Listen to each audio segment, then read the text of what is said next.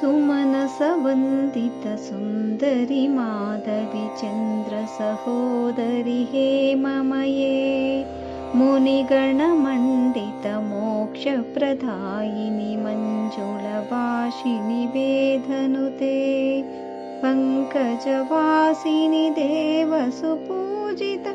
सद्गुणवर्षिणि शान्तियुते जय जय हे मधुसूदन कामिनि आदिलक्ष्मि सदा पालय माम्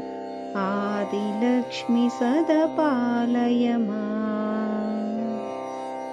ऐकलिकल्मषनाशिनि कामिनि वैदिकरूपिणि वेदमये क्षीरसमुद्भवमङ्गलरूपिणि मन्त्रनिवासिनि मन्त्रनुते मङ्गलदायिनि अम्बुजवासिनि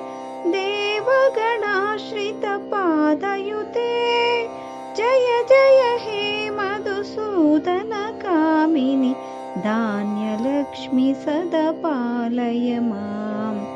धान्यलक्ष्मि सदा पालय माम्।